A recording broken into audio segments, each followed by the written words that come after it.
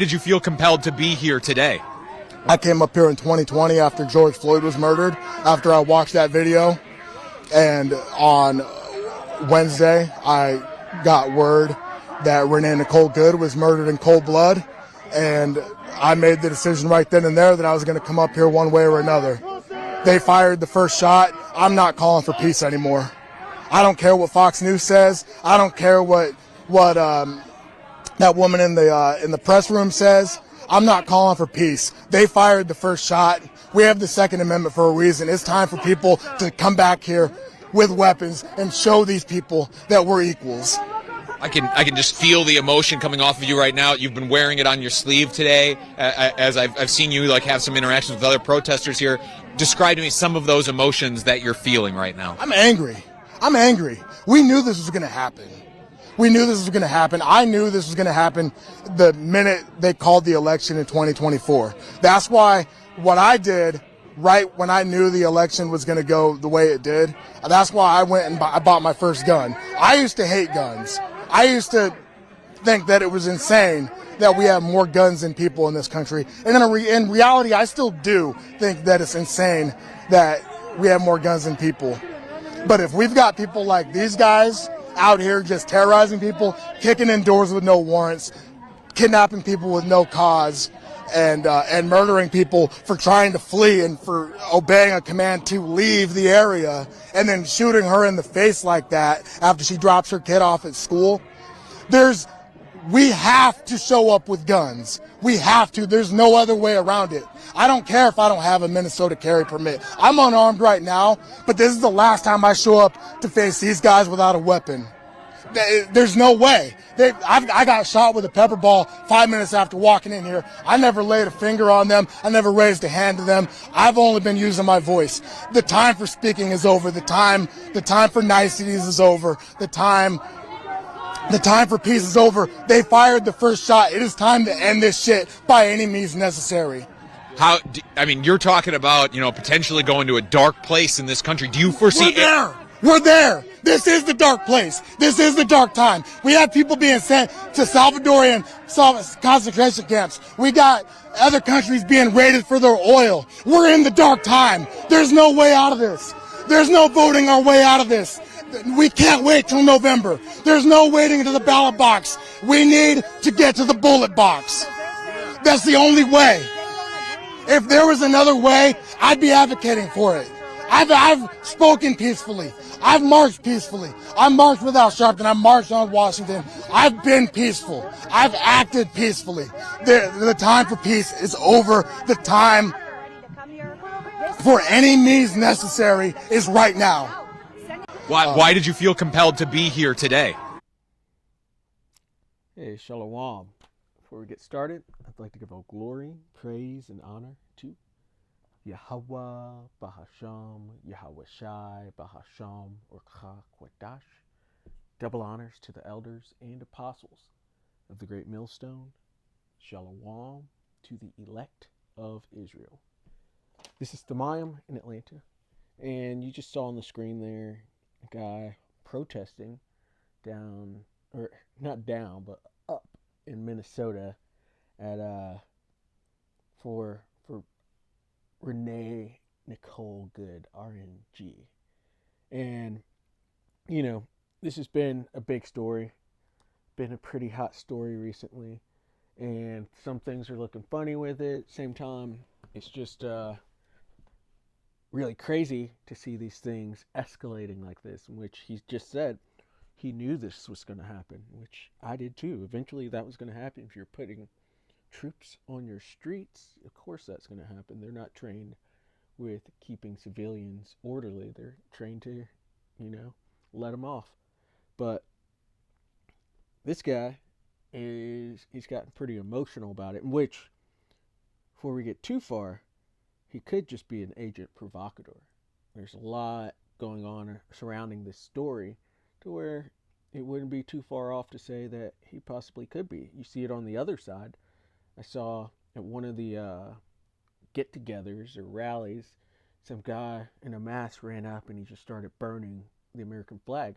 That was an agent. And they even stopped him and were calling him an agent for that.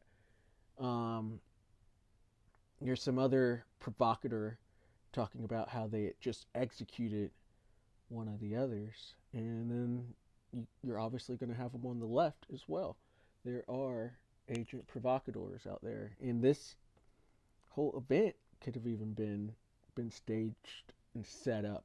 There's a lot of funny stuff surrounding it, like it being on 33rd and 34th Street, like her having her children's ages all add up to 33. The officer that fired the shots, he had just been ran over a few weeks before and had to get 33 stitches.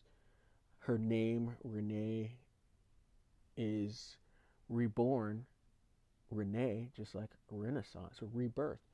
And yeah, there's some funny stuff around this. So this could be an agent, but this is also rousing people's emotions, because people are actually talking about taking up arms at this point. And people are talking about how there will be Civil War 2.0 here in Babylon the Great, in which the scriptures speak to that. And so you should expect it. It says, how can, if Satan go against Satan, how can his kingdom stand? In which this is Satan's kingdom. This is the land of do it thou wilt, here in Babylon the Great, aka America. And it's ran by the Edomites. And the Edomites fight each other. That's how they've done in all of their kingdoms. Once they'd done their conquering under Alexander the Great, his four generals fought each other. And that's all going to happen again at the end of Esau's world. The World War III is going to be basically Esau against Esau, with Russia versus America. And then they're also going to have civil wars in these places. It's Esau fighting himself. It's Esau eating himself. And his technology is going to be that ultimate snare for him, with Yahushua coming back to really clean up their mess. But yeah, you can see what time it is. And this is just escalating and escalating. And the foreign wars even add to it, because people are against those, and then some are completely for it. You just gotta, there's a country that is divided, and deeply divided, to where there's no getting back together. You can't fix this. And so eventually it's gonna have to go to blows. Let's go to the scripts.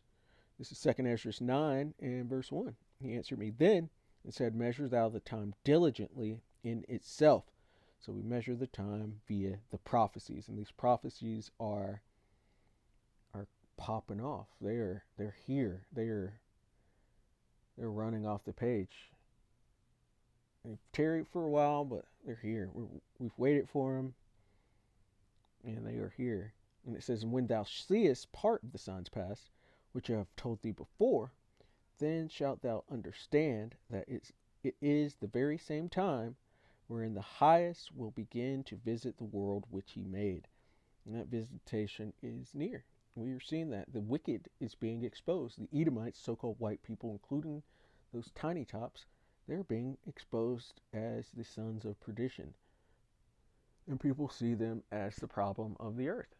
The MOTB and the infrastructure for that is right there. You see articles about it almost every day. You see things on Neuralink, and you see things about RFID, micro C-hips, and about this fourth industrial revolution that they want to go into, and the CBDCs and all this stuff. You're seeing their NWO basically come online, and what they ultimately want is to push chaos right now so that they could bring their own form of order. So when you think of it that way, maybe this whole incident was not organic. Maybe it was. I'm not saying nobody didn't die. Yeah, people died, but you know, these things are being used. It says, therefore, when there shall be seen earthquakes and uproars of the people in the world. We are seeing earthquakes all over the world are happening very often, and then uproars of the people in the world. There's a really cool website um, dang, now I'm forgetting it, but it shows all the riots and uprisings all around the earth. And they're always picking up. It's just picking up more and more. And then, so you got, also with the earthquakes, you got the natural disaster earthquakes that occur, but you also have just earth shaking events that occur, like something like this shooting that happened up there in Minnesota. That's can be seen as an earthquake. It's getting people to stand up. It's getting people to notice. And then it's causing uproars of the people. It's all in one. So you can see that. And it says, then shalt thou well understand that the Most High spake of those things from the days that were before thee, even from the beginning. And so we are seeing earthquakes and uproars of the people in multiple different ways. People are not happy. And yeah, there's just too much division to go back to where to go back to any peace whatsoever. There's just too much going on. These people are they're eventually going to come to blows. But have to say, if you are of the hopeful elect, if you are an Israelite, a Negro, Latino, or Native American, as well as our scattered, anybody that can hear and understand this gospel, don't go out there. We're supposed to patiently wait on the Lord, and your patience possess ye your souls. He also says, they that wait on the Lord will lift up like Salakia. I think it's Isaiah 40. Wings like eagles.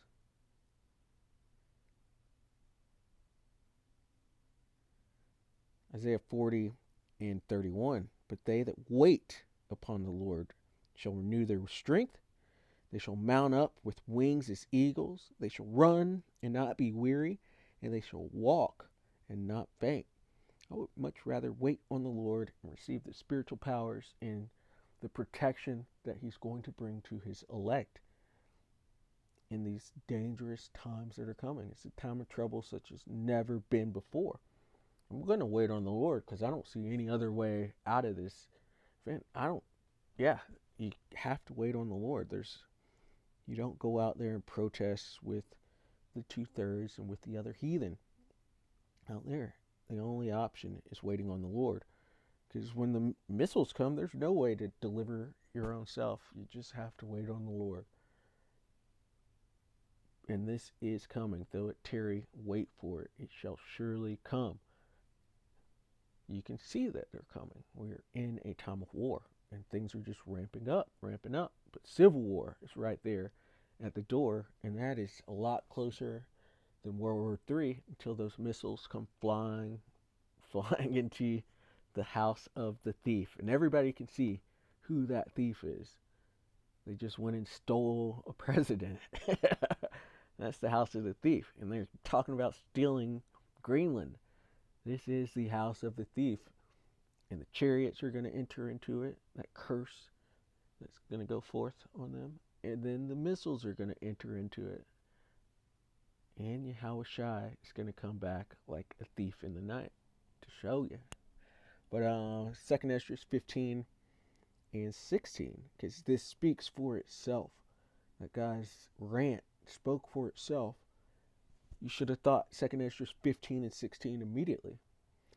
And I'm sure you did. But it says, for there shall be sedition among men, and invading one another. They shall not regard their kings nor princes, and the course of their actions shall stand in their power. That guy's talking about real sedition. Sedition goes into uprising or rebellion. He's talking about not just peacefully protesting, not just standing there. He's saying he's choosing violence, and he's trying to get the rest of you to choose violence with him. Or not you as in the hopeful elect, but the rest of the people. He's trying to get them to choose violence with him. He's saying to take up arms and go against the military force within their cities. This is what's happening. These are the days that we are in. So says, a man shall desire to go into a city and shall not be able. These are lockdowns. This is military law, in which we're basically in that state already. There are troops on the ground in your cities, going into people's homes and taking them out of their homes, stopping people on the street with masks on and no identification. As Jesse Ventura said, that makes it a third world country because military troops are on the street. It says, for because of their pride, the city shall be troubled, the houses shall be destroyed, and men shall be afraid. A man shall have no pity upon his neighbor, but shall destroy their houses with the sword and spoil their goods because of the lack of bread and for great tribulation. And they say we're 9 meals away from people losing it, from absolute chaos. And that's what the elite want to bring to our streets. You can even look at, if you, from a, just stand over 2nd Esdras 15, 16 through 19, and you could see verse 16, for there shall be sedition among men, and invading one another. They shall not regard their kings nor princes, and in the course of their actions shall stand in their power. That is the rebellion, the sedition. But then verse 17 is the consequences of that rebellion and sedition. And the elite are pushing 16. They're pushing the people, trying to move the people into rebelling and sedition so that they could bring the consequences of verse 17 and 18. A man shall desire to go into a city and shall not be able to. They want to bring martial law and then give you the MOTB as a way to get things back to normal. And then verse 18, for because of their pride the city shall be troubled, the houses shall be destroyed, and men shall be afraid. More consequences. But then 19, it's just hopelessness. A man shall have no pity upon his neighbor. This is just losing it. This is savage mode right here. But shall destroy their houses with the sword. Things are just being destroyed, and spoil their goods because of the lack of bread and for great tribulation. Once this starts, it's not going to go back to normal. That MOTB that they want to push onto everybody, it's not going to make things go back to normal. It's actually just going to exacerbate World War III and push for the end of Esau's world, because this is their end. No matter what they do, it is going to fall. And some things they do just bring it even quicker, like pushing the RFID, micro C-HIP, the MOTB, like pushing this rebellion and uprising amongst the people, and pushing war to the other countries. This is all just bringing their end, and it's a good thing. We should pray for it daily, because it brings the man of sin out of power. It brings our greatest enemy out of power, and then retribution can be had. And so, Lord willing, that was edifying. I'd like to give all glory, praise, and honor to Yahweh, Bahasham, Yahweh Shai, Bahasham, Rekach Wadash. Double honors to the elders and apostles of the great millstone. Shalom to the elect of Israel. Shalom.